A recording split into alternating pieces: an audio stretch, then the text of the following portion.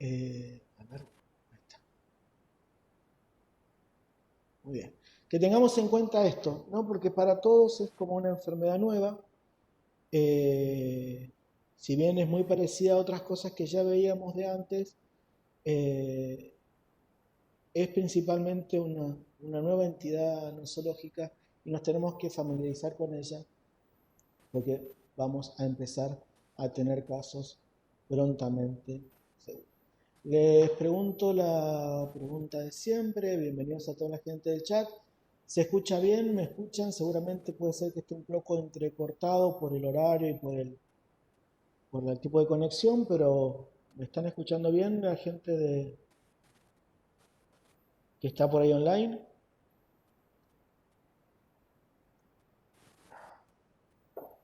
Se escucha perfecto, perfecto. Muchísimas gracias, muchísimas gracias. Entonces, lejos, a 5 metros de distancia. Bueno, muy bien. ¿Qué es lo que vamos a tratar de hoy? Le invité a Gabriela Yesurón que nos acompaña, ella es reumatóloga, eh, y he hecho una revisión un poquito del tema, un repaso más que una revisión del tema, para que lo tengamos en cuenta y empezamos a hablar en los chats, en los grupos, de que tiene manchas, que tiene fiebre, que tuvo, que no tuvo COVID. Entonces empecemos a tener esto en cuenta porque nos va a requerir que cambiemos por lo menos ciertas cosas de nuestro funcionamiento habitual. Entonces lo que queríamos hablar es el síndrome inflamatorio multisistémico asociado temporalmente a COVID. Yo le puse MIS-C, por ahí creo que Gabriela le dice PIMS. ¿Por qué? Porque hay un montón de formas de decirle PIMS, MIS-C, MIS. eh, Van a encontrar 80 formas de nomenclarlo, pero sí lo que tenemos que tener en cuenta son los diagnósticos diferenciales que, si bien son similares, hay que tener en cuenta el Kawasaki y el shock séptico quizás principalmente, y la miocarditis aguda en los pacientes que cursan con disfunción hemodinámica, disfunción cardiológica, tener en cuenta también estos diagnósticos diferenciales. ¿Qué tiene nuestro paciente con MIS-C, con inflamatorio multisistémico? Fiebre persistente, inflamación en el laboratorio, marcadores presentes y evidencia alguna disfunción orgánica y puede incluir las características del Kawasaki shock tóxico. Por eso genera tanta confusión a la hora del diagnóstico. Y otro de los grandes problemas que he visto que Gabriela lo va a abordar es el hecho de que estamos ante un cuadro propiamente generado por el COVID en su fase infecciosa o estamos a una respuesta posinfecciosa. Esto es otra de las dudas que hemos discutido, por lo menos en los foros, con otros especialistas. Che, este es un COVID porque estamos en el día 12 o es un inflamatorio multisistémico. Entonces, también nos va a generar dificultades. Y de esta imagen que la hemos visto 80.000 veces en los webinars que hemos visto desde marzo hasta ahora, creo que hemos hecho másters en Zoom, en Webex y otras plataformas, pero fíjense que en esta secuencia temporal de la infección por COVID, el síndrome hiperinflamatorio se encuentra en esta zona, ¿no? En la zona de la respuesta inflamatoria del paciente, cuando ya empieza a apagarse la respuesta viral, cuando ya se empieza a bajar la respuesta viral, ahí empezamos a encontrarnos con esta reacción post-infecciosa que es el inflamatorio multisistémico. Y tenemos dos elementos que se juntan y se complementan, como el inflamatorio multisistémico y la tormenta de citoquinas. Han escuchado seguramente hablar muchísimo de las tormentas de citoquinas en estos pacientes, cómo las interleuquinas y el interferón juegan un rol preponderante en esta patogenia, ¿no? Hay una hiperinflamación con compromiso multiorgánico, muchas citoquinas, hay una respuesta inmune disregulada. Me siento un poco inhibido hablando de estas cosas, estando Gabriela presente del otro lado, pero igual ella después les va a sacar todas las dudas, así que no se hagan problema. Hay un síndrome similar al de activación macrofágica y se ha visto hemofagocitosis pulmonar en las autopsias de los pacientes que murieron por COVID. Entonces, más de lo mismo, ¿no? Esta terrible respuesta inflamatoria que sufren nuestros pacientes con inflamatorio multisistémico. Y tenemos que tener, por eso, definiciones. Entonces, tenemos que saber a quién vamos a catalogar como inflamatorio multisistémico. Pues yo les puse solamente la de la OMS y la Argentina, la del Ministerio de Salud de la Nación. Está la definición del CDC, pero no la puse porque no sé si nos aporta mucho en este momento, pero sí la definición de la OMS que nos dice que tienen que ser niños y adolescentes con más de 3 días de los siguientes signos. Con 2 de los siguientes signos, que son erupción en piel o conjuntivitis, piel o mucosas, quiero decir, hipotensión o shock, características de disfunción miocárdica, pericarditis, valvulitis, anomalías coronarias, ¿sí?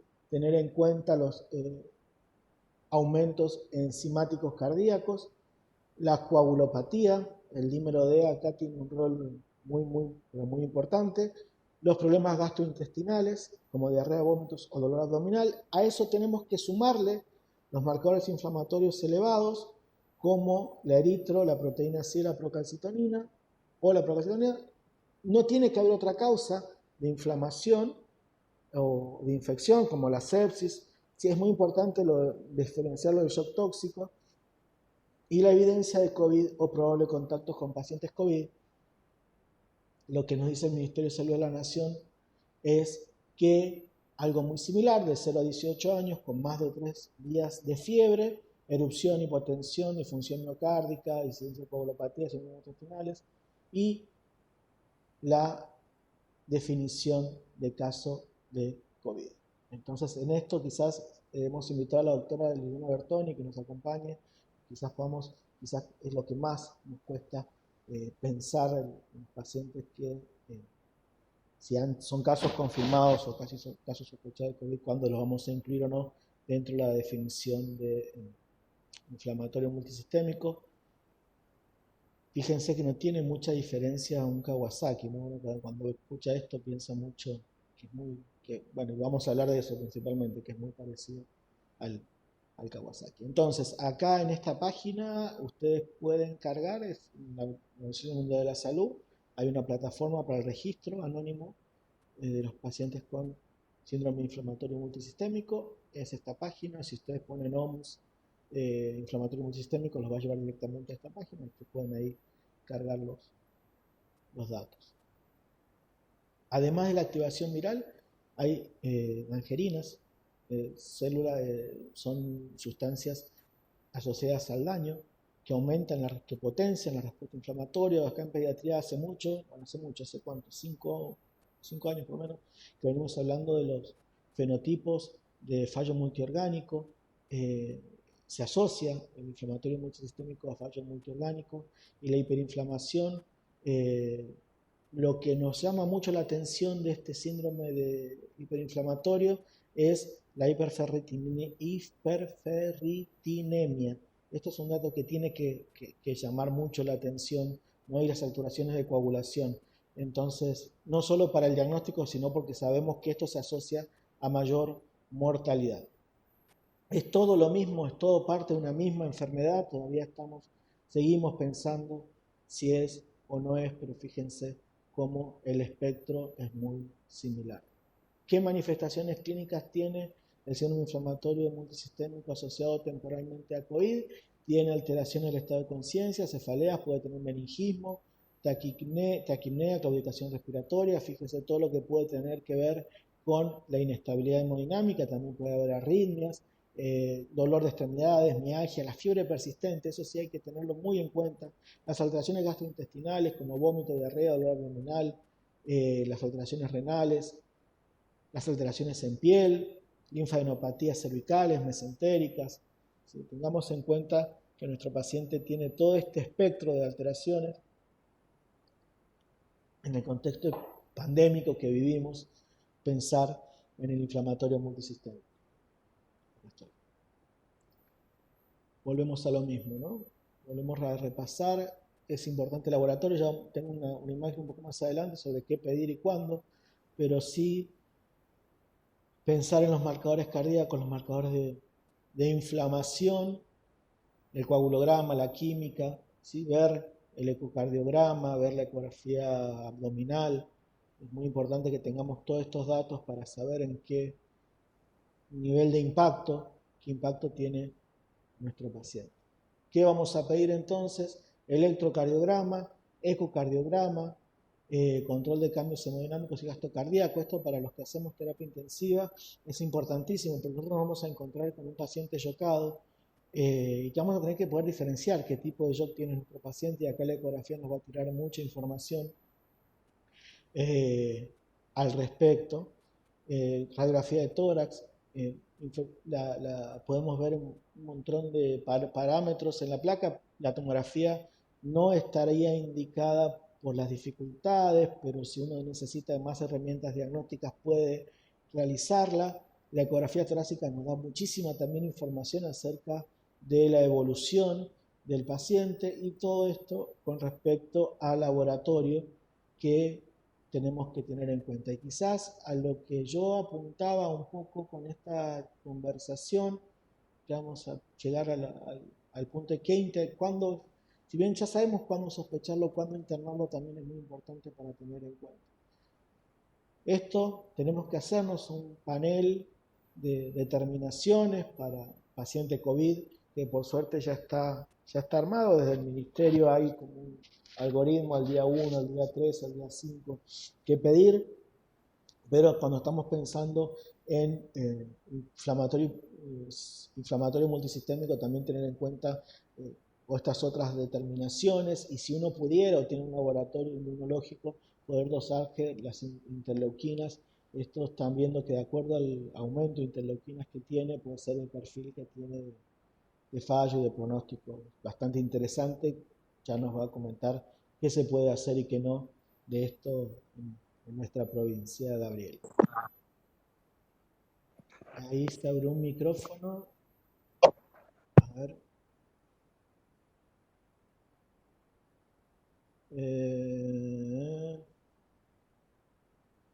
Muy bien. Sigue andando el micrófono, ¿no? Parece que sí, sigue por lo menos marcándolo. ¿Se escucha? Ahí sí que se cortó, yo no sé si sigue. ¿Se está escuchando? No vi el chat. Hola, hola, hola, hola, hola, hola. Si se escucha, dice Celina. Hola Celina, ¿cómo va? Buenísimo. Entonces, bajo se escucha. ¿Se escucha bajo? ¿Hablo más fuerte? ¿Se escucha bien o tenés, André, vos escuchás bien, Celina? André quizás tenga un poquito bajo el micrófono de la compu, del dispositivo. Hola Andrea, ¿cómo va? Hola Celeste. Entonces, a los cuadros leves tenemos que ver los reactantes de fase aguda, las radiografías. A los que están internados en sala tenemos que hacer todo un perfil de inflamación para poder saber en qué parámetro está, y obviamente que cuando está dentro de la terapia intensiva tenemos que ver si podemos medir la interleuquina 1 y 6, que nos puede dar una información pronóstica y diagnóstica en estos pacientes. Los triglicéridos, la ecocardio todo el tiempo, ¿no? La ecocardio eh, para saber, acuérdense que estos pacientes se comportan con alteraciones, ya sea desde la miocarditis, desde la dilatación miocárdica hasta dilataciones coronarias, así que es muy importante el ecocardio en estos pacientes. Y haciendo un diagrama de flujo, esto se lo robé a una colega y amiga, que es Adriana Bordón, del Sol Ubica de La Plata. Trabajamos juntos en el comité de shock de SATI. Fíjense que partimos desde 3 días de fiebre, siempre partimos desde este lugar, desde 3 días de fiebre. Tenemos nuestro paciente que ha tenido 3 días de fiebre y que está yocado, ¿no? Entonces, si no tenemos la etiología del shock, tenemos que pedir todas estas determinaciones que estamos viendo acá: hemograma, coagulograma, iono, función renal, proteínas totales, alúminas, hígado, eritro, PCR, PROCA, SARS, la PCR para SARS, serología, electrocardiograma, ecocardiograma, y lo que respecta a inflamación multisistémica, ferritina, fibrinógeno, LDH, dímero D, el BNP no lo tenemos aquí, la tropo, el triglicérido, las citoquinas, ya vamos a enterar qué podemos hacer y qué no. Evaluar presentes síntomas gastrointestinales, síntomas mucocutáneos, la hipotensión, y acá si aparece toda alguna de estas cosas, entramos en el carril del inflamatorio multisistémico o Kawasaki. Fíjense que acá Adriana le dice SIMC. Entonces nos tenemos que poner de acuerdo cómo nomenclarlo, por lo menos. Si tiene sospecha de multiinflamatorio de Kawasaki, hacemos todos estos análisis. ¿Sí? Si la PCR está alta, el eritro está alto, la procalcitonina está alta, y por lo menos tiene menos de 1000 linfocitos, menos de 150.000 plaquetas, hiponatremia, neutrofilia, hipoalbuminemia, hacemos el laboratorio de inflamatorio multisistémico, eco y electro. Si no cumple con esto, seguimos reevaluando cada 24 o 48 horas, esperando que nos aparezca algún elemento más de multisistémico, inflamatorio multisistémico, ¿no? Entonces, un poco como para tener un árbol de decisiones con respecto a las determinaciones. No podemos pedirle citoquinas a todos los pacientes que ingresen con fiebre. Deberemos elegir a quién estudiar en más profundidad frente a este escenario. Tener en cuenta que cuando nos ingrese, esperemos que sean poquitos. Habíamos hecho una proyección con Liliana Bertoni de los pacientes críticos que íbamos a tener según la epidemiología argentina en otros lugares. En el grupo de la SAP compartió, creo que fue Laura, no me acuerdo quién compartió los números de la Ciudad Autónoma de Buenos Aires. Estamos trabajando con un grupo de la SATI, de la Sociedad Argentina de Terapia Intensiva, en un multicéntrico del cual nuestra terapia es parte, para ver qué está pasando con los pacientes COVID pediátricos. Seguramente vamos a tener mañana. Mañana tenemos una primera reunión preliminar para ver los números que tenemos, y cuando tengamos algunos números se los voy a compartir a ver cómo va la realidad nacional en el trabajo, por lo menos que estamos haciendo, que hay un montonazo de terapias, creo que son más de 20 terapias intensivas del país que están participando. Tener en cuenta, si nosotros nos encontramos con un paciente chocado en este contexto pandémico, pensar en un montón de cosas, ¿no? El shock séptico por infección por COVID, el shock cardiogénico por afectación por COVID, el hipovolémico por deshidratación, fiebre, taquipnea, y el inflamatorio multisistémico. Son por lo menos 4 escenarios distintos. Ahí no he puesto, también puede ser un shock obstructivo, que no sea un shock séptico, por tromboembolismo pulmonar. Si bien es muy poco frecuente en pediatría, está descrito en el contexto de COVID. Entonces quizás en los chicos más grandes o en los adolescentes pensar en el tromboembolismo pulmonar como una de las causas de shock. Entonces, no tenemos que cambiar el enfoque, tenemos que seguir pensando en el paciente chocado y estabilizar al paciente chocado. Y en esto, como les decía recién, siempre hacer diagnóstico diferencial con Kawasaki, con shock tóxico, con shock séptico. Son entidades que se pueden presentar de la misma manera que el inflamatorio multisistémico en su variable con hipotensión, ¿sí? Fíjense que por lo general el Kawasaki no presenta anemia, trombocitopenia, linfopenia, ferritina, dímero D ni pro-BNP elevados. Suelen estar normales estos valores, no suele haber compromiso abdominal, suele ser más chiquitos, en menos de 5 años. El shock tóxico, hay antecedentes de algún cuerpo extraño, tiene fallo de órganos.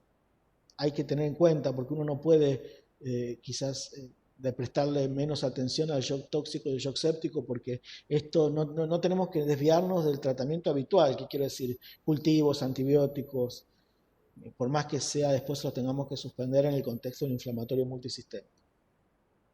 ¿A quién vamos a internar? A todos los pacientes con criterios de inflamatorio multisistémico deberían ingresar a un hospital que tenga terapia intensiva por el riesgo de complicación. Esto va variando según la situación epidemiológica.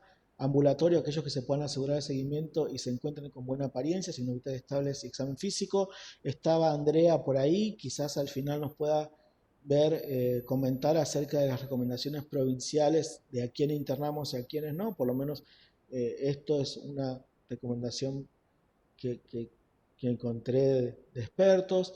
Aquellos que no cumplan con todos los criterios hay que estar muy atentos porque puede estar empezando el cuadro y tenemos que seguirlo y ver si van a aparecer los marcadores de inflamación o de injuria cardíaca. En un paciente en terapia, obviamente que en los pacientes con inestabilidad hemodinámica, chocados o que requieran asistencia ventilatoria mecánica. Esto se los recomiendo, los pueden bajar, está sin cargo en la página de Archivos Argentinos de Pediatría, junto con este terrible grupo de gente hemos generado estas recomendaciones para el manejo inicial del paciente con shock inflamatorio multisistémico, como les digo, relacionado temporalmente a COVID. Un enorme trabajo en el cual Jabornitsky, Guillermo Loncorica han hecho un laburo muy bueno y hemos podido darle una linda forma, así que está muy bonito para leer y tener una hoja de ruta de cómo manejar inicialmente estos pacientes, así que se los recomiendo para que lo vean, está muy bonito. Se me movieron las flechas. Si uno va por el caminito que ingresa el paciente, lo primero que tenemos que hacer es revertir el shock. Y revertir el shock, ¿cómo lo revertimos habitualmente? Con diagnóstico temprano y tratamiento oportuno. Si está hipovolémico, le pondremos agua, le pondremos vasoactivos, lo intubaremos, hacemos una A, B, C, A, vía aérea permeable, B, ventilación, respira bien, no respira bien, está hipoxémico, necesita intubación, necesita un acceso vascular, expansión, drogas vasoactivas, antibiótico precoz, lo cultivamos, le ponemos antibióticos y ahí nos vamos moviendo a revertir el fallo multiorgánico si lo presentara, ver que nos está haciendo una insuficiencia renal aguda, miocarditis, distrés, aneurisma coronario, y allí pasamos al tratamiento específico, que el tratamiento específico tiene que ser consensuado y evaluado por un equipo multidisciplinario, ¿sí? Terapia inmunomoduladora, anticoagulación, antiagregación plaquetaria. Esto lo tenemos que decidir entre la gente de reumatología, los hematólogos, la gente de la terapia, a quién, qué, cómo, cuánto. Si hay evidencia de excesiva inflamación, sería una de las indicaciones en el Kawasaki-Like. Si hay falla orgánica, si hay compromiso cardíaco. Considerarlo en pacientes que tengan compromiso respiratorio, que si bien no sean un inflamatorio multisistémico, pero que tengan distrés, disfunción cardíaca, dímero D elevado, si bien no cumplen con todos estos criterios de MIS-C, pero si ya un paciente COVID con distrés, con dímero D elevado, interleuquina 1 y 6 elevadas, ferritinas elevadas, pensar que si bien no cumple con todos los criterios, puede estar necesitando esta medicación específica. Gamma globulina, corticoides. Si no responde a la primera línea de tratamiento, hacemos un segundo pulso de inmunoglobulinas. Y lo que nos queda por hacer es el anti-interleuquina 6, que justamente Julio García, no sé si anda por ahí, charlábamos el otro día con Julio acerca de esto, de usar las anti-interleuquina 6. La anticoagulación, a quien también esto se los pongo como dato informativo, pero esto es una decisión que hay que tomar con todo el equipo. A los pacientes con riesgo leve de trombosis, una busca la profilaxis, y los pacientes con alto riesgo busca el tratamiento, y en estos buscas distintos niveles de factor anti-10, ¿no? Este rango en los que quieras profilaxis y tratamiento en rasgo 0,5 a 1 de anti-10. Antiagregación plaquetaria a todos los pacientes con Kawasaki o Kawasaki Light con más de 450.000 plaquetas, y aquí está la dosis durante 4 semanas que tenemos que agregar de aspirina, perdón. ¿Cuándo se le va a dar de alta a estos pacientes? Se les va a dar de alta cuando tengamos descenso de los marcadores inflamatorios, cuando esté 2 días sin fiebre, 2 días sin requerimiento de oxígeno, con un electrocardiograma normal, que esté tolerando por boca. Si hay insuficiencia cardíaca, que obviamente esté controlada con medicación por vía oral, y tenemos que hacer un seguimiento clínico por cardiología, por hematología, por todo el equipo multidisciplinario de este paciente cuando decidamos darle de alta. Hasta acá, no sé si se escuchó bien. ¿Qué tal? Voy a dejar de compartir la pantalla, Gabriela, para que la compartas tú, ¿sabes?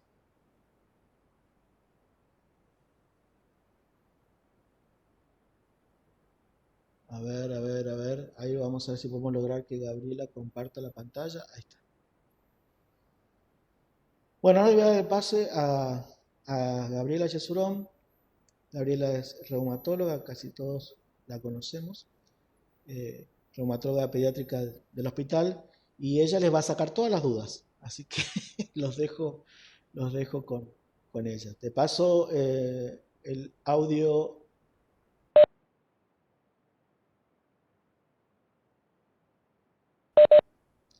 No te estamos escuchando, Gabriela.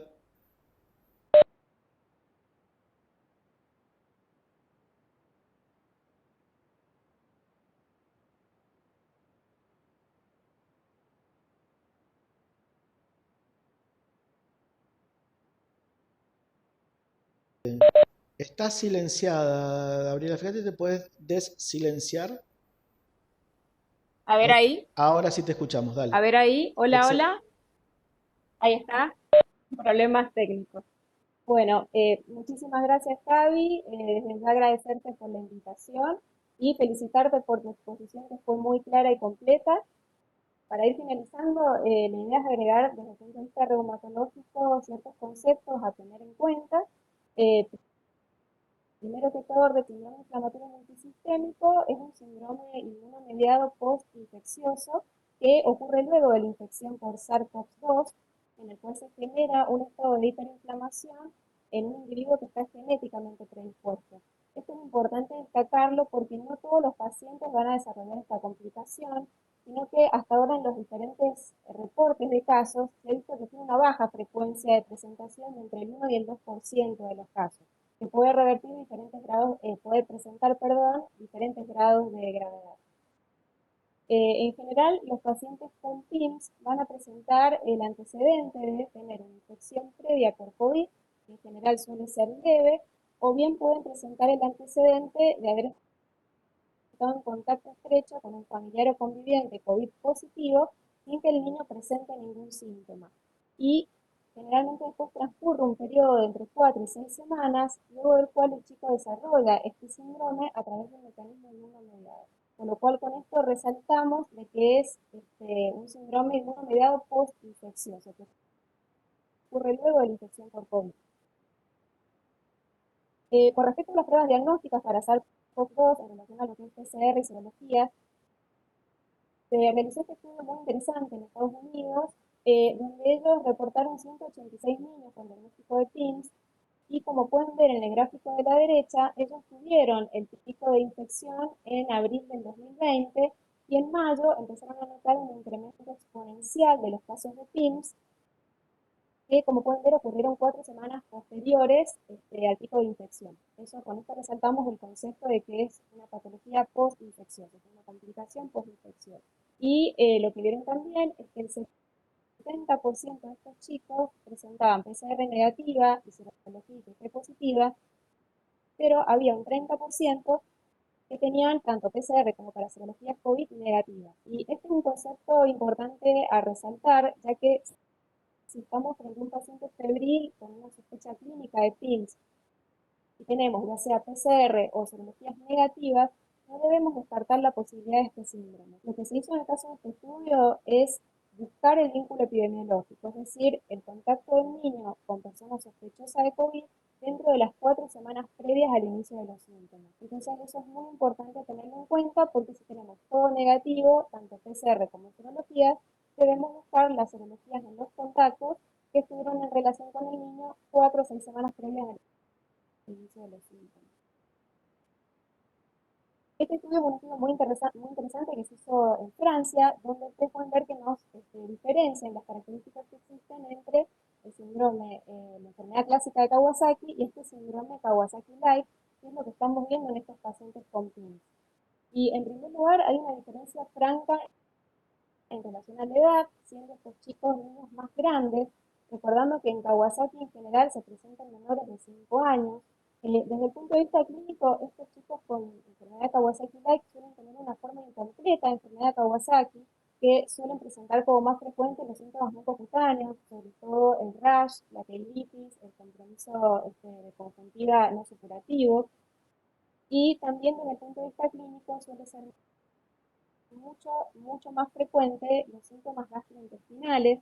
Fíjense en esta serie que eran 21 pacientes, del 100% presentaron síntomas gastrointestinales, siendo que en Kawasaki, si bien puede existir, es muy poco frecuente. Y dentro de ellos, los más reportados han sido dolor abdominal, diarrea y vómito. Gaby, ¿me Con escuchás? respecto al shock, es sumamente frecuente en este síndrome. Sí, perdón, Sí, ¿qué pasó? se escucha un poco bajo, si puedes hablar un poquito más fuerte. Ah, sí, me acerco más. Hola, hola, ¿ahí mejor? Excelente. Hola, avísame. Ahí está. No sé si quieres que empiece nuevamente esta parte de acá o sigo, como vos me digas. Empezá de vuelta desde ahí. Problemas técnicos. Dale. Digamos, lo que decíamos es que este estudio francés nos resalta la diferencia que hay entre el síndrome clásico de Kawasaki y este síndrome Kawasaki-like, que es el que estamos viendo en estos pacientes con PIMS. Y hay una diferencia franca en relación a la edad, siendo estos pacientes más grandes, recordando que en Kawasaki suelen ser pacientes más chicos, menores de 5 años. Desde la parte clínica suelen presentarse con síntomas incompletos de enfermedad de Kawasaki, siendo los más frecuentes el compromiso mucocutáneo, la inyección conjuntival, el rash.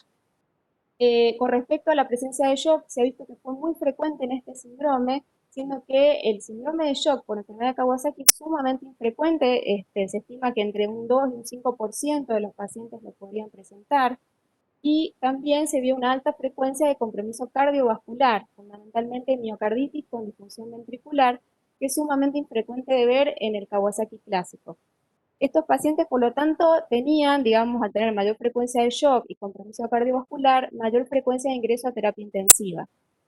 Desde el punto de vista del laboratorio, también lo que notaron es que tenían mucho mayor incremento de los reactantes inflamatorios, fundamentalmente ferritina, como si también eritro, PCR y un estado procoagulante con aumento de dímero D y fibrinógeno, y esto tenían, por lo tanto, mayor frecuencia de hacer síndrome de activación macrofágica, lo cual es mucho menos frecuente de ver en Kawasaki. Y una característica distintiva era la linfopenia, que es muy frecuente en estos pacientes y es muy rara de ver en Kawasaki.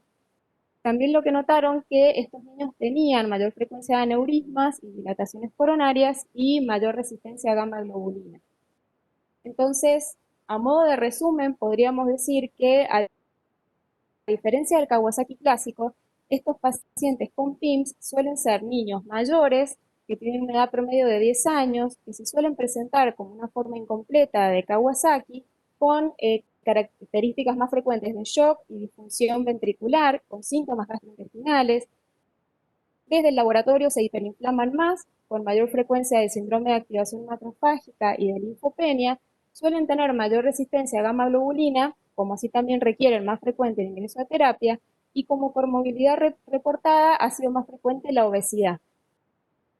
Entonces, para ir terminando, PIMS en la consulta, cuando en el interrogatorio estamos frente a un paciente febril que presenta ya sea el antecedente de infección por COVID o de contacto estrecho con familiar o conviviente con COVID 4 a 6 semanas previas.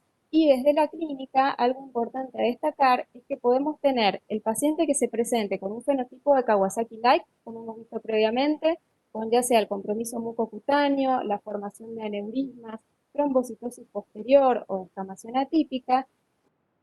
Y también recordar que podemos tener un fenotipo de presentación que no es específico, con fiebre combinada con ya sea síntomas gastrointestinales, dolor abdominal, vómitos y diarrea como más frecuentes, compromiso cardiológico, recordando que la miocarditis y la disfunción ventricular ha sido lo más frecuente reportado, fiebre con hipotensión, shock o falla orgánica, o tener un chico febril con una clínica y laboratorio sugestivo de activación macrofágica, o mucho menos frecuente tener el compromiso del sistema nervioso central y respiratorio.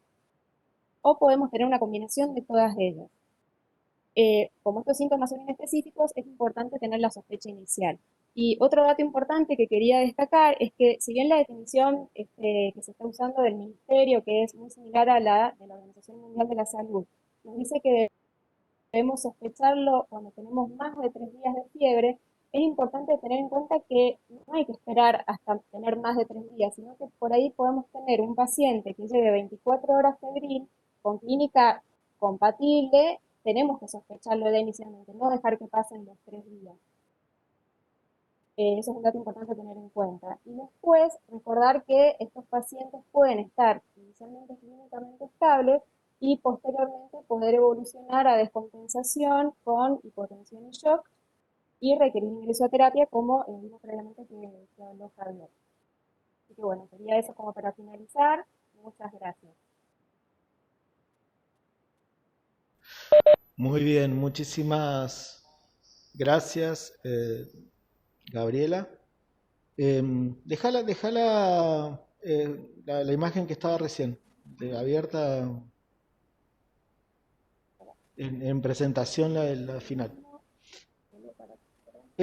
Gente, ahí la veo a Liliana, hay una Liliana en el chat, pero no sé si es Liliana Bertoni o es otra Liliana. ¿Dudas, preguntas?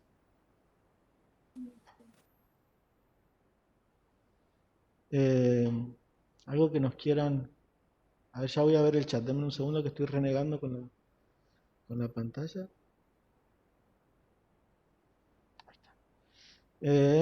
A ver. Ambos, dice. Erika, Edith. Gracias, Erika. Muchas gracias. Liliana, ¿estás por ahí?